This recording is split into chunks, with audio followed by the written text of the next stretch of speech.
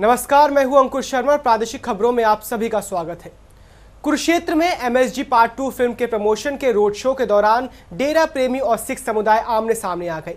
शहर में तनाव की स्थिति पैदा हुई है। प्रशासन ने समय रहते कमान संभाली, लेकिन तनाव के कारण Hisar Chandigarh national highway number 65 4 घंटे तक बाधित रहा, जिसके कारण जहां यात्रियों को काफी परेशानियों का सामना करना पड़ा।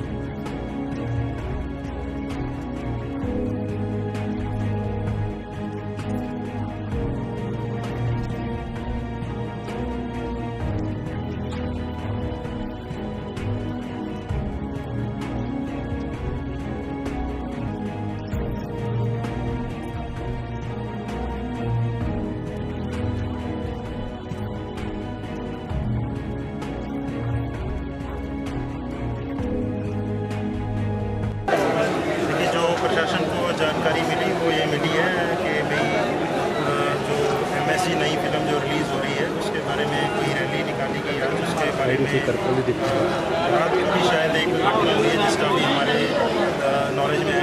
कि रात को भी कोई घटना हुई है, तो उसके बारे में सिख समाज में कुछ रोष था और आज जो रैली निकाली गई है उसके बारे में भी, पोस्टर के बारे में भी कुछ रोष था।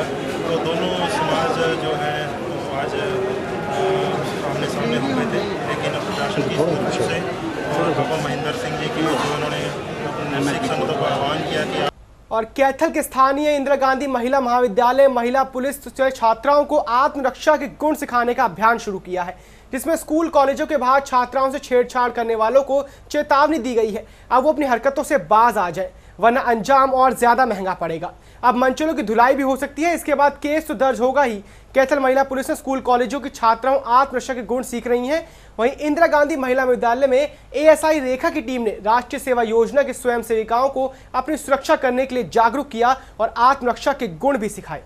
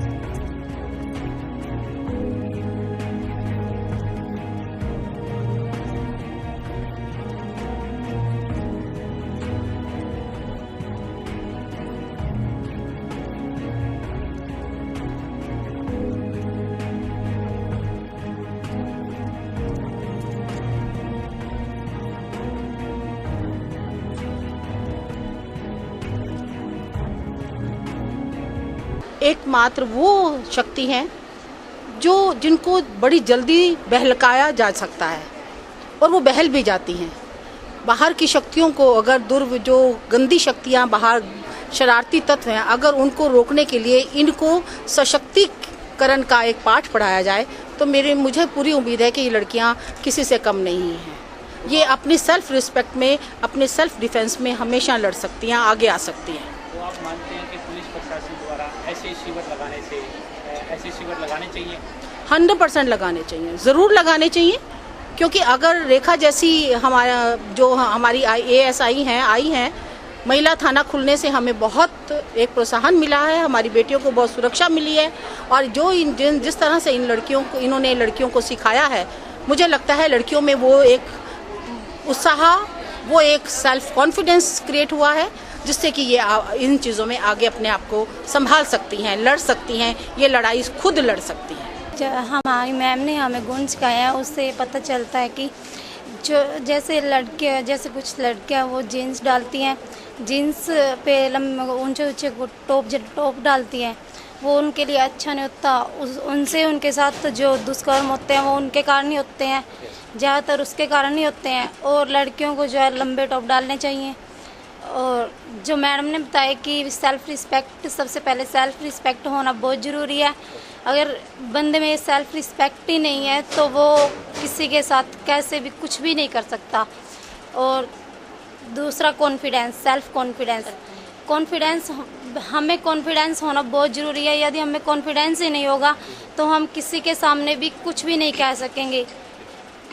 हमने बहुत कुछ सीखा कि कैसे सेफ्टी करनी है और कैसे कॉन्फिडेंस, सेल्फ डिफेंस, सब कुछ सीखा। हम इसे अपने भविष्य में यूज़ करेंगे और खुद की सुरक्षा खुद करेंगे। ये भी ऐसे सेमिनार ऑर्गेनाइज किए हमने, जैसे पहले यहीं पे ही किया था एक बार तो, और छोटे बच्चों को भी जितना हो सकता है हम उतना इंक्रीज कर रहे हैं। बट आज का जो प्रिंसिपल मैडम ने ना हमें खास प्रोग्राम टाइम दिया था कि इस प्रोग्राम के लिए गैदरिंग भी बच्चों को सारों को इकट्ठे करके उसके बाद ही वो करेंगे।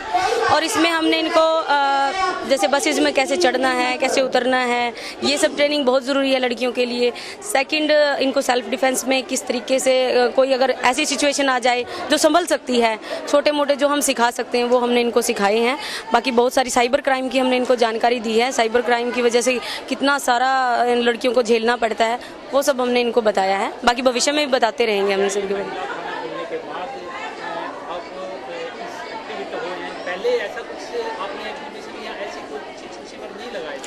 एक्चुअली सर हमने लगाए थे, मैं कई बार जाती रही हूँ, पर उन चीज़ों का ये था कि वहाँ पे हम छुप जाते थे। वहाँ छोटा मोटा जो भी शिविर लगाया, हमने कोशिशें बहुत की पर वो उजागर नहीं होती थी। लेकिन जैसे अभी सरकार ने हमें इतना अच्छा मौका दिया है, उसकी वजह से हमें इतना अच्छा चांस मिला है, तो हम क्यों ना यूज़ करें। हमें जो आता है हम कम से कम वो तो सिखाएं बच्चों को, इसीलिए ये इतना ज़्यादा हम अभियान चला रहे हैं। ऐसे शिविर लगाने से बच्चों में अवेयरनेस पैदा होगी, आप मानते हैं क्या? बिल्कुल सर, आपने देखा ना रिएक्शन कैसा था लड़कियों का, तो आपको यहीं से अंदाज़ा लग जाना चाहिए कि लड़कियां कितनी मतलब अपने भविष्य को लेके अवेयर हो चुकी हैं इस बात को लिए। आज ही रिजल्ट देख लीजिए, बाकी तो आप देख ही रहे हो। और कुरुक्षेत्र में जिंदा दिली की एक नई मिसाल बन गया है एक रिक्शा चलाने वाला। जी हां, बिना हाथ बिना पांव बावजूद भी पुन्नू नाम का ये शख्स हालात के आगे घुटने टेकने को तैयार नहीं। वो रिक्शा चलाकर अपना गुजर बसर करता है। इस विकलांग रिक्शा चलाने को देखकर यकीन नहीं आता कि जिंदा दिली और खुददारी आज भी जिंदा है। कुरुक्षेत्र में जिंदा दिली की एक नई मिसाल बन गया है एक रिक्शा चलाने वाला। बिना हाथ बिना पांव के बावजूद भी पन्नू एक शख्स है जो हालात के आगे झुकने को तैयार नहीं है। वो रिक्शा चलाकर अपना गुजर बसर करता है। पन्नू के ना हाथ है और ना पैर, फिर भी वो रिक्शा चलाकर अपने परिवार का पेट पालता है। इसे देख के लोगों के होश उड़ जाते हैं, बल्कि लोग अपने दांतों तले उंगली चबाने पर मजबूर हो जाते हैं। जी हाँ, कहते हैं कि परिचय किसी का मोहताज नहीं होता। जहाँ कुछ महिलाएं और पुरुष इस विकलांग रिक्शा चालक के रिक्शा में बैठने से डरती हैं, लेकिन वही लोग इस रिक्शा चालक के साथ अपने मोबाइल में उसकी सेल्फी खींचना नहीं भूलते। जिला गांव ज्योतिषिर का रहने वाला विकलांग पुन्नू ने बताया कि वैसे तो जन्म से ही विकलांग था, लेकिन करीब 5 साल पहले उसकी बाजू ने काम करना बंद कर दिया, जिसके बाद डॉक्टर को उसकी बाजू काटनी पड़ी। पन्नू ने बताया कि बाजू कटने के बाद वो पूरी तरह से टूट चुका था और उसी दौरान उसकी जीवन साथी उसकी पत्नी भी उसे छोड़कर स्वर्ग से धार गई। लेकिन बच्चों की जिम्मेदारी ने उसे हौसला दिया और पन्नू ने पूरे परिवार का पेट पालने के लिए रिक्शा चलाया। पन्नू का सपना है कि उसके बच्चे पढ़ लिख कर अच्छी नौकरी पर लगे और उसका सहारा बने। पन्नू सुबह उठकर अपने बच्चों को तैयार करके नाश्ता बनाकर उन्हें स्कूल भेजता है और फिर खुद भी रिक्शा चलाने के लिए शहर जाता है। पन्नू को इस हालत में रिक्शा चलाते देख दूसरों को यकीन नहीं आता। जिन सवारी को दूसरे रिक्शा वाले जवाब दे देते हैं, उसे पुन्नू अपनी रिक्शा में बैठाकर उनकी मंजिल तक पहुंचाता है। इस सारा दिन की मेहनत से पुन्नू को 150 से 200 रुपए तक की राशि मिल पाती है, जिससे वो अपने परिवार का गुजारा चलाता है। इसके अलावा सरकार द्वारा 1200 रुपए विकलांगता पेंशन भी आती है। दूसरों के लिए प्रेरणा का स्रोत बने पुन्नू को अक्सर लोग अपने मोबाइल में कैद करना चाहते हैं। उसके जज्बे को दिल से सलाम करते हैं। पुन्नू ने बताया कि वो इस हालत में अभी भी बखारा नहर में तैरकर डूबते व्यक्ति को निकाल सकता है। वो रात के समय अपने बच्चों को अपनी जिंदगी की कहानी सुनाकर उन्हें पढ़ाई करने और बड़ा आदमी बनने के लिए प्रेरित करता है। पुन्नू ने बताया कि अब उसे नहीं लगता कि वो विकलांग है, उसे तो सिर्फ अपनी जीवन साथी की कमी खलती है। पुन्नू के दूसरे साथी रिक्शा चालक प्रेमचंद ने बताया कि पुन्नू को रिक्शा चलाते देख उनको भी हौसला मिलता है। पुन्नू के यहाँ आने से पहले वो दिल के साथ रिक्शा नहीं चलाते थे, जिससे अक्सर उनके घरों में झगड़ा होता था, लेकिन अब वो पुन्नू को प्रेरणा स्रोत बनाकर अपने परिवार वालों को साथ लेकर चलते हैं। और उनकी हर मांग को पूरा करते हैं, जिससे उन्हें खुद भी खुशी मिलती है। पुन्नू को रिक्शा चलाते देख एक समाज सेवी का दिल पसीजा और पुन्नू को रिक्शा स्टैंड पर कुछ धनराशि देकर सम्मानित किया और कहा कि हम सभी को अपने जीवन में पुन्नू जैसे लोगों से प्रेरणा लेनी चाहिए, जो विकलांग होते हुए भी खुद मेहनत करके खाता है, किसी के आगे अपने हाथ नहीं फैलाता। उन्होंने सभी समाज सेवी संस्थाओं से आह्वान करते हुए कहा कि वो इस प्रकार के व्यक्तियों की मदद करें और आगे बढ़ के उनकी सहायता करें। इस प्रकार के व्यक्तियों के हौसला बनकर उनकी जिंदगी में खुशहाली लाए। बिना एक हाथ और पाँव के जितना काम पुन्नू करता है उतना एक नॉर्मल इंसान भी नहीं कर सकता। पुन्नू का एक छोटा सा सपना है कि वो अपने बच्चों को पढ़ा लिखा सके और अपने बच्चों के लिए एक अच्छा मकान बना सके, खाना बनाने के लिए गैस सिलेंडर खरीद सके। ये छोटी छोटी ख्वाहिशें पुन्नू को एक जिंदा दिली की मिसाल बनाती है, जिन्हें वो जल्द ही पूरा करेगा, क्योंकि उसके साथ एक आत्मविश्वास है, कुछ करने का आत्मविश्वास। जी परेशानी आप देख लो जी, कैसे किस हिसाब से अपनी दिक्कत अपने बच्चे को मैं पालन लग रहा हूँ जी। हैं 100-150 रुपये ले आता हूँ, फिर शाम को दिल खिला देता हूँ, चून ले आता हूँ मोल अपने, चल भाई अपने, फिर इनको रोटी पानी देता हूँ पोके अपने। बिल्कुल ही अब मैंने सोचता हूँ चल 10-20 रुपये बन जाए तो बन जाते हैं अपने, चलो भाई अपने तो, इसमें मैं अपना मेरा गुजारा चल रहा है। तो आप जो विकलांग हो, क्या ये जन्म से है या किसी कारण से हो गए? जन्म से हूँ, कुछ तो जन्म से ही हूँ मैं बिल्कुल। कुछ मेरा ये थोड़ा सा था, चला लेता, कसी चला लेता है, तो ये बाजू मेरी ख़त्म हो गई बिल्कुल। क्या हुआ था बाजू? इसकी नस ब्लॉक होगी, नस ब्लॉक से मैं गिर गया था। रेडी पहले सब्जी बेचे गुरु था बलगम, पहले बाजू से पहले ही, तो मगर चलो सब्जी में अपना टाइम पास हो रहा था। 3-3.5 क्विंटल लाग रहा था मंडी से मैं बिल्कुल। तो आपके बीवी बच्चे नहीं है? आपकी बीवी नहीं है जो आपकी हेल्प कर सके इस काम में? नहीं, कोई नहीं है अपना, तो हेल्प कोई नहीं है बिल्कुल। नहीं, शादी ही नहीं करवाई या क्या हुआ? नहीं, शादी हुई है बिल्कुल ही, सारा कुछ हुआ बिल्कुल ही। 2 लड़के हैं मेरे बिल्कुल ही, बच्चे हैं। बीवी कहाँ गई, कैसे क्या हुआ? बीवी गुजर गई बस अपने, उसका भी बस बच्चा होती बीमारी थी बिल्कुल ही, विकलांग थी वो टांगों से भी। फिर वो अपने बीमार में 4 साल है को उसके खारस होगी, फिर उसके बाद फिर बच्चा होना होया था, ये लोग बच्चे देती और अपने वो भी चले गए। तो आपको इस दौरान सरकार की तरफ से किस प्रकार की सुविधाएं मिल पाती है? कोई पेंशन है या कोई और मदद है? पेंशन तो अभी मिली है, 1200 रुपये दे रही है अपने, उसी में उसमें क्या गुजारा होता है, उसमें तो आ जाते हैं। आर्थिक सहायता कोई सरकार ने दी? कोई नहीं दी सरकार ने, आज तक कोई सरकार ने सहायता नहीं। तो कितने बच्चे हैं आपके पास? मेरे पास 2 लड़के। तो जो रिक्शा चलाते हो, रिक्शा के अलावा क्या कुछ कर लेते हो आप? बस वो रिक्शा ही चला लेता हूँ, और तो कुछ अपना घर का कर लेता हूँ आके अपने। तो पानी वगैरह में तिरने का भी काम करते हो? हाँ, पानी में भी तिर लेता हूँ मैं बिल्कुल ही, पानी में। तो आपको थोड़ा फील नहीं होता कि जहाँ हम लोगों को दोनों टांगे दोनों बाजू होती हैं, तो आपको परमात्मा ने वो नहीं दिया, तो आप अपने को दूसरे से एहसाई महसूस नहीं करते? मैंने तो मरे हुए भी निकाले हैं बलगम नहर से, जो मर गए हैं वो भी निकाले हैं। मेरे तालाब में डूब गया था बलगम, 400-500 बंदा बढ़ा था इसके अंदर, उनको भी नहीं मिला। फिर मैं एक गोते में मैंने ले आया था निकाल के उसको तलाब से बिल्कुल। विकलांग आदमी है, 2 बच्चे हैं इसके पास, बीवी नहीं है, अपना यहाँ पे मजदूरी करता है, रिक्शा चलाता है हमारे से भी साथ, ठीक। अपना मजदूरी जो बनती है किसी से 1 रुपये मांगता नहीं है, जो बना 100 बने, 50 बने, 150 बने, इसमें कोई वो नहीं है। तो जहाँ हम सवारी लेके नहीं जा सकते वहाँ पे ये ले जाता है। सुबह सर आता है ये 8 बजे से लेके 9 बजे तक, यहाँ 8:30 आ जाए 9 आ जाए इस टाइम आता है। शाम को 6 से लेके 7 बजे तक फिर ये चला जाता है अपने घर, अपने बच्चों के पास चला जाता है।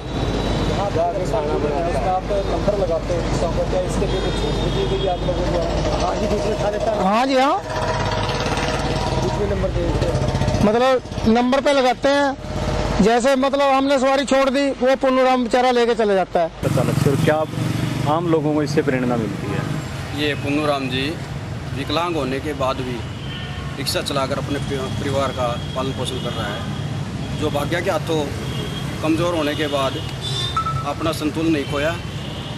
और एक बात इन्होंने अपने मन में धारी कि मैं एक ऐसा मिसाल पेश करूं समाज के अंदर जिससे आने वाले लोगों को भी एक जागृति आए, क्योंकि जब हर इंसान का हाथ पैर चला जाता है तो भाग्य को खोजने लग जाता है और अपने घर में बैठ जाता है। पुन्नूराम ने अपना हौसला नहीं खोया और रिक्शा से दिन रात मेहनत करते हुए अपने परिवार का पालन पोषण किया।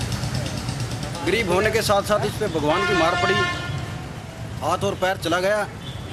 उसके चले जाने के बावजूद भी भी पेश करूं जिससे लोगों में एक नई पहल पैदा हो।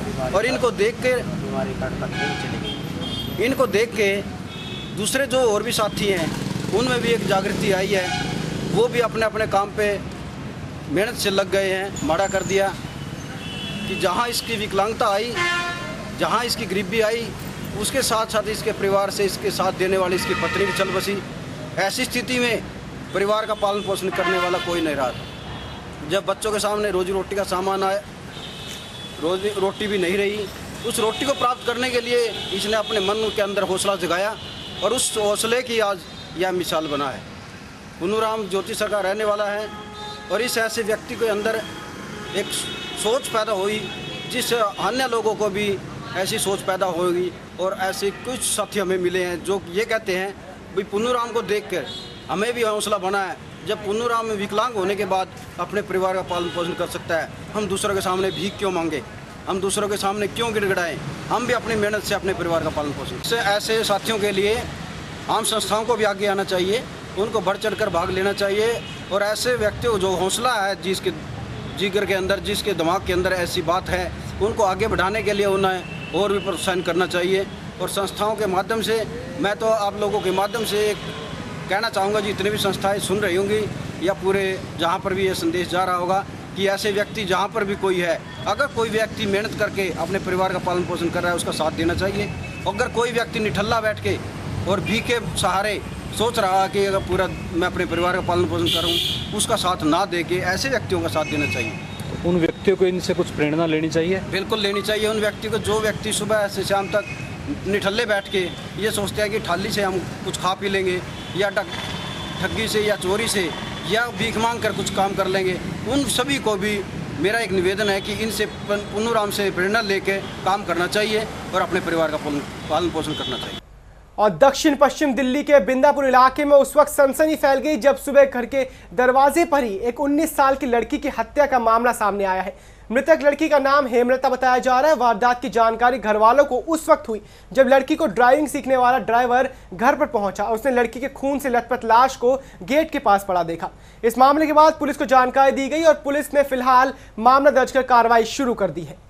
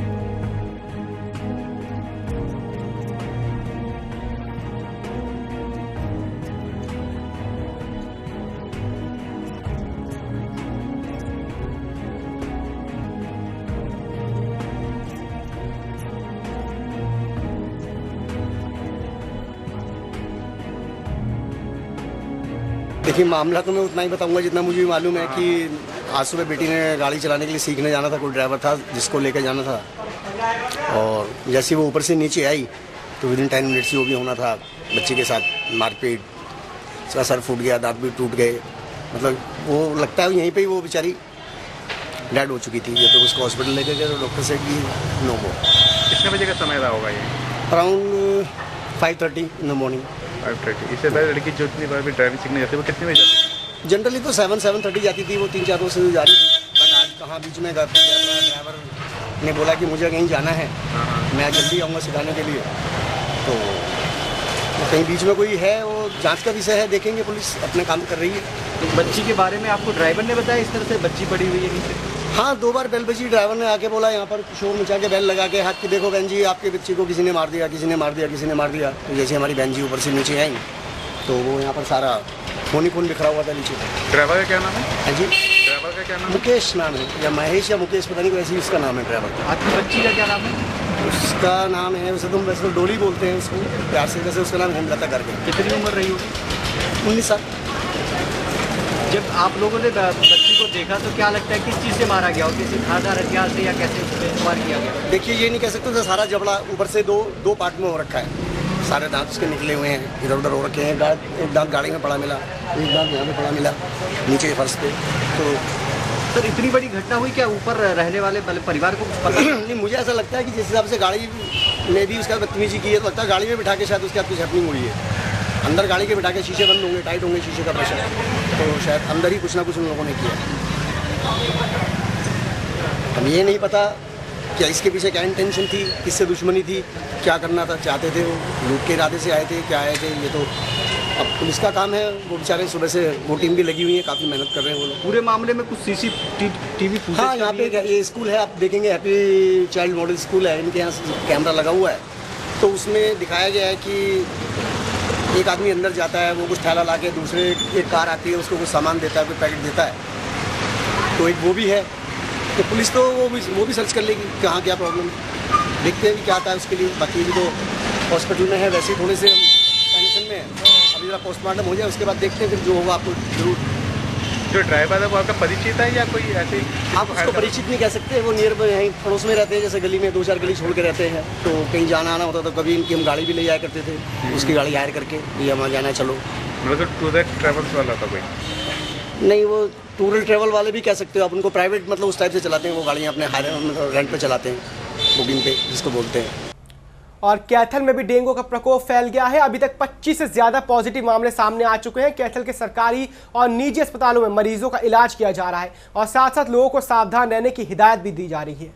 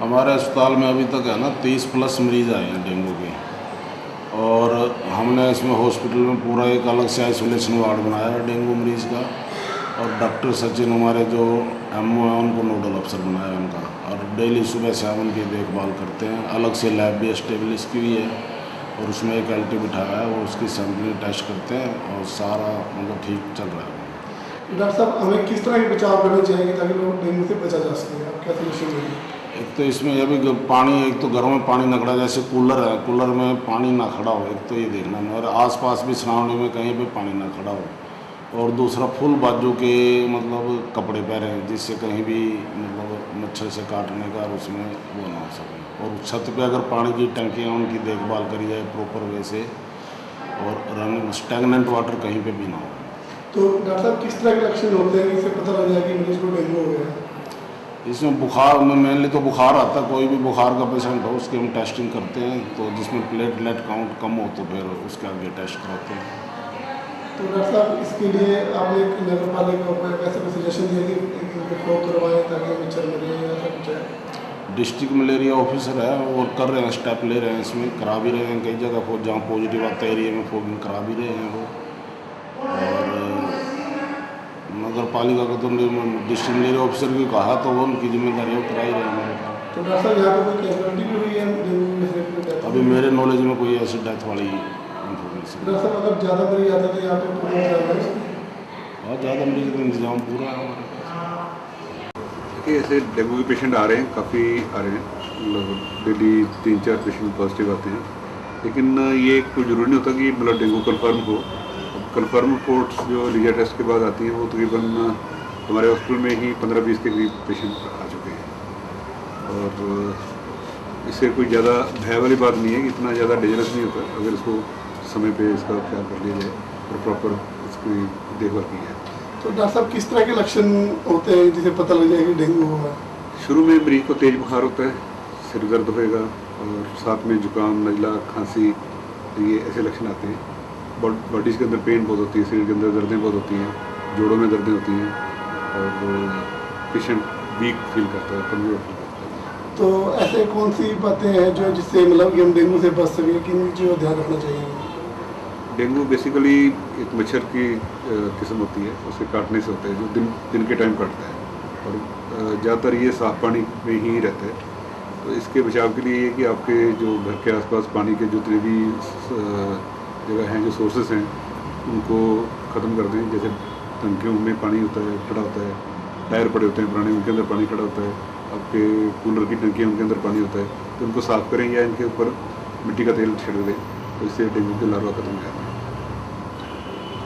और मोगा के जालंधर हाईवे पर स्थित गांव फतेहगढ़ कोरोटाना के पास विक्टोरिया मैरिज पैलेस के अंदर पैलेस के निकासी के लिए जो गंदा पानी था उसके लिए 8 फीट चौड़ा और 30 से 35 फुट गहरे कुएं खोदे गए थे, जिसे साफ करने के 3 मजदूर जब उसके नीचे गए तो वहां पे दब गए और उनकी मौत हो गई। पुलिस ने काफी मशक्कत के बाद तीनों को शवों को बाहर निकाला।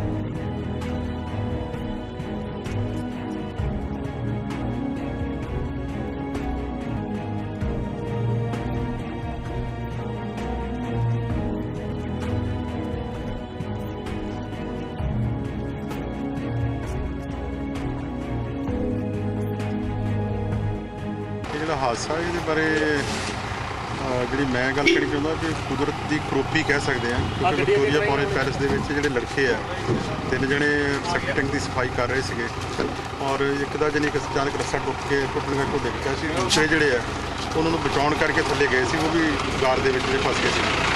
ਹੁਣ ਜਿਹੜੇ ਪ੍ਰਸ਼ਾਸਨ ਵੱਲੋਂ ਸਾਰੇ ਜਿਹੜੇ ਬੜੇ ਅਧਿਕਾਰੀ ਆ ਉਹ ਹਾਜ਼ਰ ਹੈ और जो ਅਸੀਂ इंतजाम कर सकते थे SM वगैरह जो मैडिकल टीमां साड़ियाँ आईਆਂ ਸੀਗੀਆਂ, ਸੈਕਟਰ ਵਗੈਰਾ ਮੰਗਾਏ ਸੀਗੇ, ਪਰ ਕਿਉਂਕਿ ਟਾਈਮ ਜ਼ਿਆਦਾ ਹੋ ਗਿਆ ਸੀ, ਇਸ ਕਰਕੇ ਉਹਨਾਂ ਦੇ ਬਚਣ ਦੀ ਕੋਈ ਸੰਭਾਵਨਾ ਨਹੀਂ ਸੀ।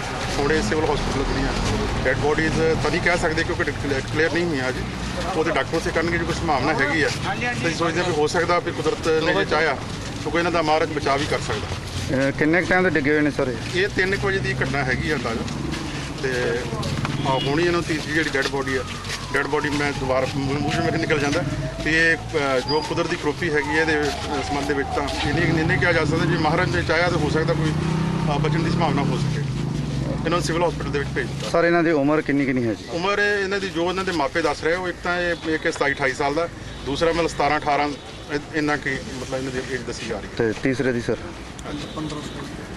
ਤੀਜਾ ਜਿਹੜਾ ਉਹ 15-16 ਦਾ ਦੱਸਿਆ ਜਾ ਰਿਹਾ, ਉਹਦੇ ਜਿਹੜੇ ਰਿਲੇਟਿਵ ਦੱਸ ਰਹੇ ਸੀ। ਬਾਕੀ ਐਗਜ਼ੈਕਟ ਤਾਂ ਉਹ ਕੋਈ ਬੰਦੇ ਦਾ ਸਰਟੀਫਿਕੇਟ ਤਾਂ ਹੈ ਨਹੀਂ ਕੋਈ। ਸਰ ਕਿਹੜੇ ਪਿੰਡ ਦੇ ਰਹਿਣ ਵਾਲੇ ਪਤਾ ਲੱਗਿਆ ਜੀ? ਅੰਦਾਜ਼ਾ ਇਹਦਾ ਪਿੰਡ ਦੱਸ ਰਹੇ ਸੀ ਘੱਲ ਕਲਾਂ ਦੇ ਰਹਿਣ ਵਸਨੀਕ ਸੀਗੇ ਔਰ ਇਹੀ ਕੰਮ ਕਰਦੇ ਸੀ। ਇੱਥੇ ਵੀ ਇਹਨਾਂ ਨੇ ਕੰਮ ਕਰਨ ਦਾ ਠੇਕਾ ਲਿਆ ਹੋਇਆ ਸੀ, ਦੱਸ ਰਹੇ ਜਿਹੜੇ ਇਹਨਾਂ ਦੇ ਅਧਿਕਾਰੀ ਹੈਗੇ ਆਪਣੇ। ਸਰ ਫਰਦਰ ਕੀ ਕਾਰਵਾਈ ਹੈ ਜੀ? ਫਰਦਰ ਹੁਣ ਸਿਵਲ ਹਸਪੀਟਲ ਦੇ ਵਿੱਚ ਇਹਨਾਂ ਨੂੰ ਭੇਜਿਆ ਹੈਗਾ, ਉੱਥੇ ਦੇਖੋ ਡਾਕਟਰ ਕੀ ਐਲਾਨ ਕਰਦੇ ਹੈਗੇ। ਲਵਪ੍ਰੀਤ ਹੈ ਜੀ। ਲਵਪ੍ਰੀਤ ਇਹ ਜਿਹੜੇ ਬੰਦੇ ਡਿੱਗੇ ਕਿਵੇਂ ਡਿੱਗੇ ਆ ਤੇ ਕੌਣ ਕੌਣ ਆ ਇਹ? ਇੱਕ ਤਾਂ ਮੇਰਾ ਭਰਾ ਜੀ, ਇੱਕ ਚਾਚੇ ਦਾ ਮੁੰਡਾ ਜੀ, ਇੱਕ ਨਾਲ ਦਿਹਾੜੀ ਕਰਦਾ ਜੀ। ਇਹ ਕਿਵੇਂ ਡਿੱਗੇ ਵਿੱਚ ਇਹਦੇ? ਇੱਕ ਜੀ ਡਿੱਗ ਗਿਆ ਪਹਿਲਾਂ, ਰੱਸਾ ਟੁੱਟ ਗਿਆ, ਦੋ ਬਚਾਉਣ ਗਏ ਸੀ ਜੀ ਅੱਜ। ਜਨਾ ਕੀ ਨਾਮ ਵੀਰੇ? ਲਵਪ੍ਰੀਤ ਹੈ ਜੀ। ਉਹਨਾਂ ਦਾ ਨਾਂ ਕੀ ਆ ਵੀਰੇ? ਇੱਕ ਦਾ ਨਾਂ ਜੁਝਾਰ ਸਿੰਘ ਆ ਜੀ, ਇੱਕ ਦਾ ਨਾਂ ਜਗਰਾਜ ਸਿੰਘ ਆ ਜੀ। ਦੋਵਾਂ ਦਾ ਨਾਂ। ਕਿੰਨਾ ਕੁ ਚਿਰ ਹੋ ਗਿਆ ਡਿੱਗਿਆ ਨੂੰ ਵੀਰੇ? ਘੰਟਾ होना है। बीजेपी ने लैंड बिल पर यू टर्न किया मारा, कांग्रेस ने सियासत शुरू कर दी है। लैंड बिल पर किसानों के असल मसीहा साबित करने और सियासी जंग में अपने संगठनात्मक पैठ मजबूत करने की रणनीति को अमली जामा पहनाते हुए कांग्रेस ने सम्मान रैली की घोषणा की है।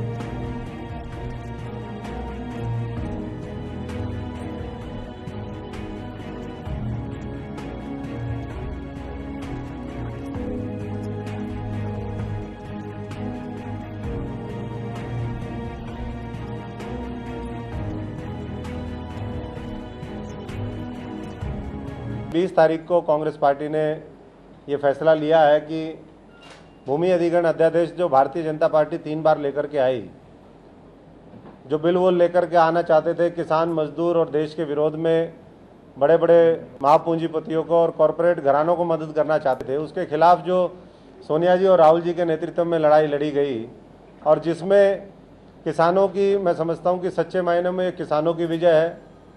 और किसानों ने, मजदूरों ने, देश के लोगों ने जिस तरीके से कांग्रेस का साथ दिया, कांग्रेस पार्टी ने फैसला किया है कि हम किसान मजदूर सम्मान रैली के रूप में रामलीला मैदान में 20 तारीख को ये कार्यक्रम करें। ऐतिहासिक रैली होगी। देश के जो गरीब किसान हैं उसकी जीत है, क्योंकि आप जानते हैं कि बीजेपी ने तो पूरा प्रोग्राम बना लिया था कि पूंजीपतियों के हाथ सब कुछ बेच दिया जाए। हरियाणा के किसानों के लिए एक बहुत बड़ी जीत है, क्योंकि हरियाणा आप जानते हैं एक कृषि प्रधान प्रदेश है और ज़मीन जो है हमारे किसान भाई जो हैं मेजॉरिटी हमारे किसानों की है। तो ये जिस तरह से लैंड बिल को वापस लिया गया है, और ये केवल तभी संभव हो पाया कि कांग्रेस पार्टी ने इसके ऊपर एक स्ट्रॉन्ग स्टैंड लिया। हमारे नेताओं ने, राहुल जी ने खास तौर से शुरुआत करी और इसके ऊपर स्टैंड लिया गया कि हम इसको पास नहीं होने देंगे। इसलिए आज ये नतीजा ये हुआ कि उनके भी सद्बुद्धि आ गई और जो है लैंड बिल जो है उसको पूरी तरह से जिस ज्यों का त्यों जो है उसको रखा गया है। तो उसी संदर्भ में जो है 20 तारीख को बहुत बड़ी रैली हो रही है, जिस रैली के अंदर हरियाणा का पूरी तरह से उसके अंदर योगदान होगा।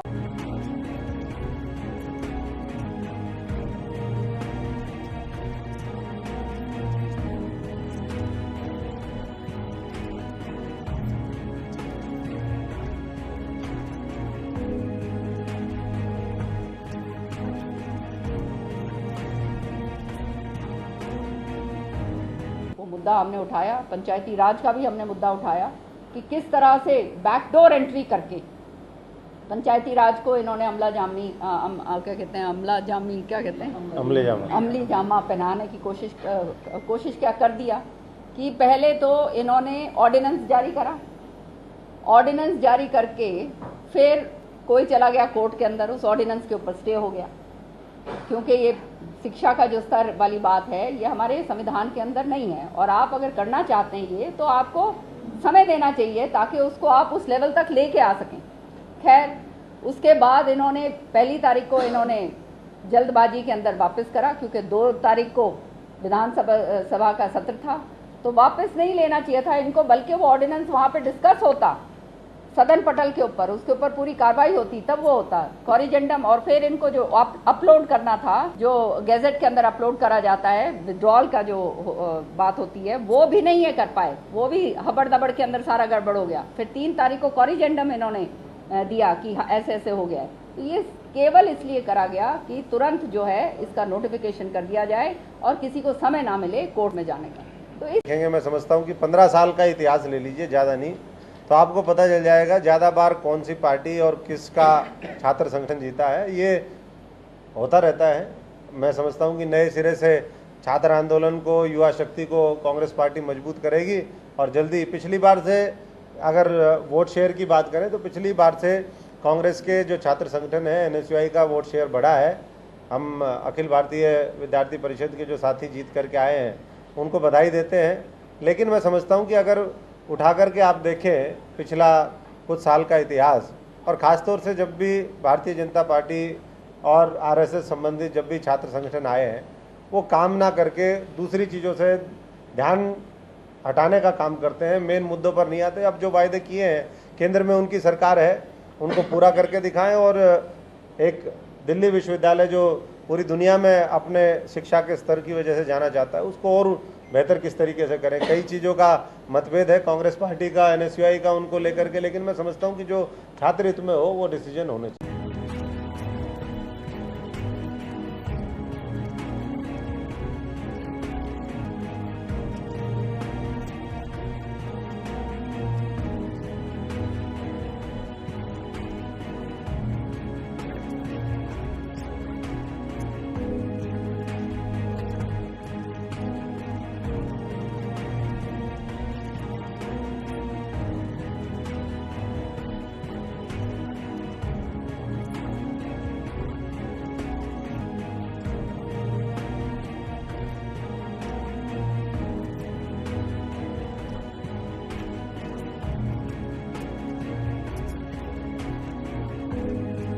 भारतीय जनता पार्टी मुद्दों से ध्यान भटकाना चाहती है, इस देश को भ्रमित करना चाहती है, और इसीलिए जहाँ जहाँ भारतीय जनता पार्टी शासित राज्य हैं वहाँ पर इस तरह का फैसला हुआ है। हमारा संविधान जो कहता है उसके अनुसार सरकार को काम करना चाहिए, शासन चलाने का, और जनादेश मिला है उनको, जो उन्होंने वायदे किए उसके आधार पर। आज हम पूछना चाहते हैं कि 1 साल प्रदेश में हुआ, 1.5 साल करीबन सेंटर में हो गया है, भारतीय जनता पार्टी ने क्या एक भी चुनावी वायदा पूरा किया है? पूरी तरह से, क्योंकि आप देखिए कोई नया काम नहीं हो रहा, कोई नया सिस्टम नहीं इन्होंने लगाया, हर एक चीज़ जो पुराना चल रहा है वो है। मैंने तो 53 लेटर्स लिखे हैं on matters of public interest, उसका जवाब तक नहीं आता, प्रॉब्लम्स लेकर आते हैं। So matters of public interest के ऊपर चिट्ठी 53 letters I have written to him, आज तक उसका कोई जवाब नहीं आया। और हमेशा अपने कारनामों की वजह से सुर्खियों में रहने वाला जिंदल हॉस्पिटल में एक बार फिर हॉस्पिटल के कर्मचारी के द्वारा एक शर्मनाक हरकत की गई। कर्मचारी के द्वारा हॉस्पिटल में भर्ती लड़के के साथ कुकर्म का प्रयास किया गया, जिसके बाद परिजनों ने वहां जमकर हंगामा किया।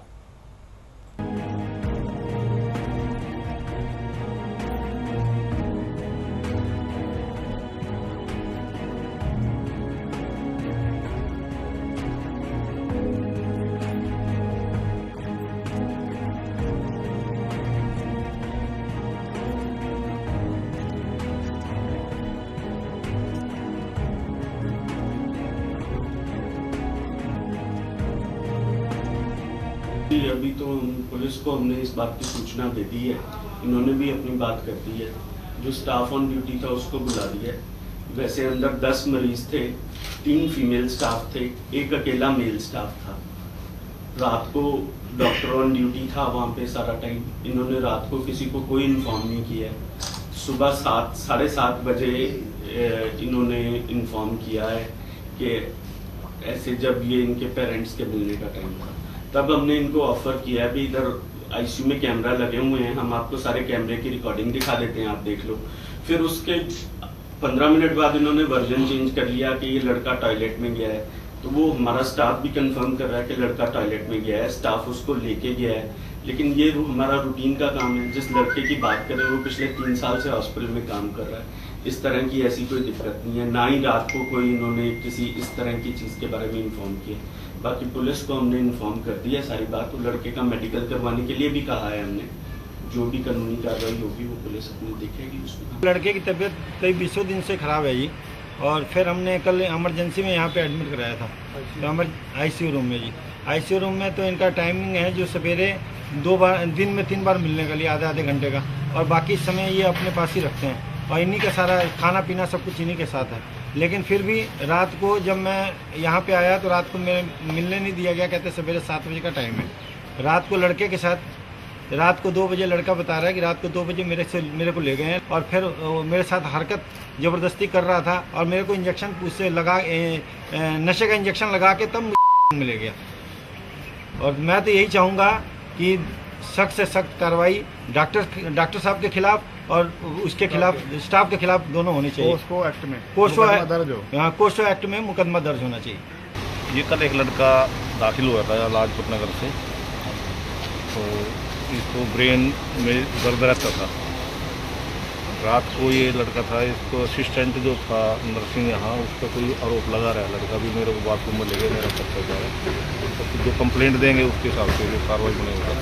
नहीं, उसके बारे में करेगा। क्या पोक्सो एक्ट का सहारा लिया? जो भी धारा बनेगी वो धारा लगा देंगे, जो भी अपराध जो है।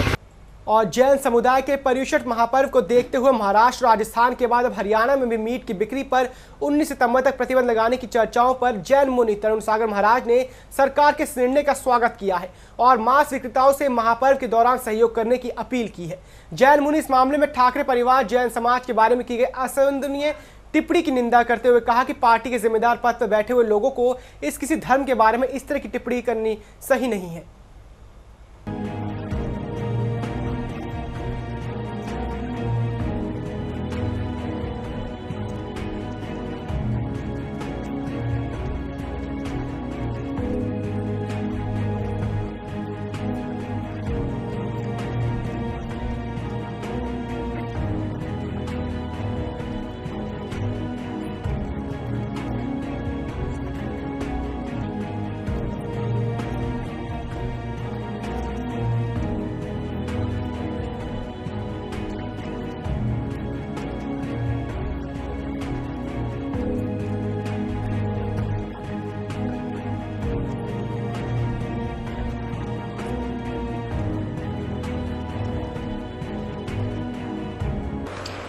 पर्युषण पर्व जैन समाज का एक बहुत ही प्रभावशील पर्व है, जिसे दिगंबर जैन श्वेतांबर जैन दोनों ही बड़ी भक्तिभाव से मनाते हैं।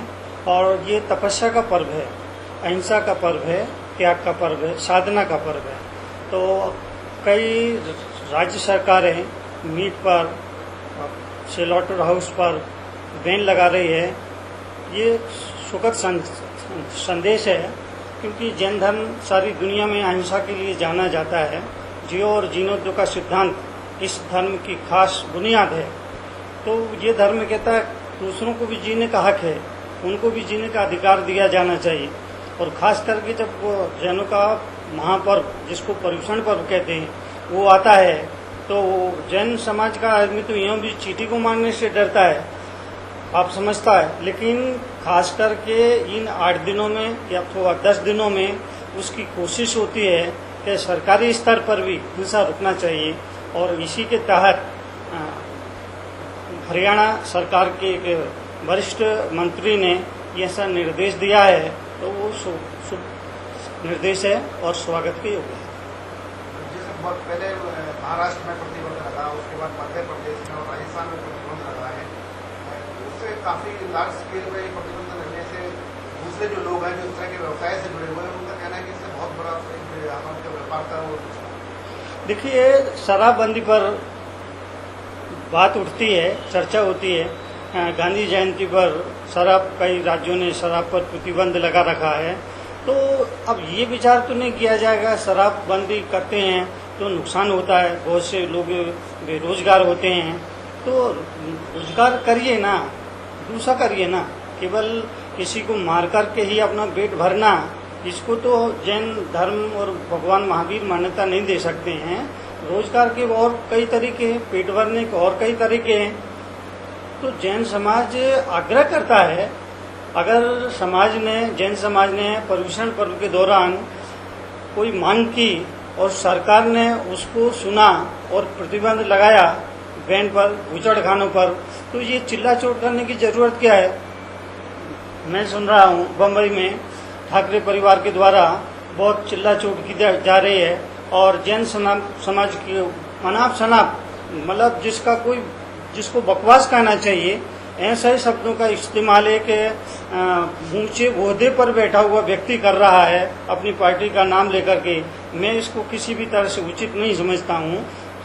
सवाल बेरोजगार का, तो हम यही आह्वान कर रहे हैं कि भाई 2 दिन के लिए, 4 दिन के लिए, 6 दिन के लिए, 8 दिन के लिए आप सबको जीने का हक दीजिए।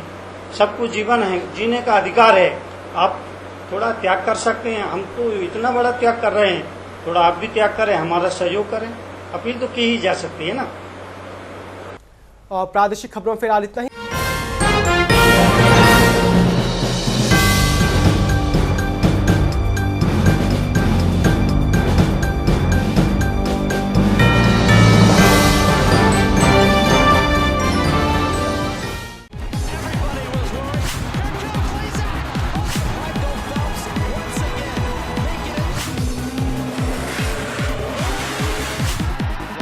Here's an attack from Kurma.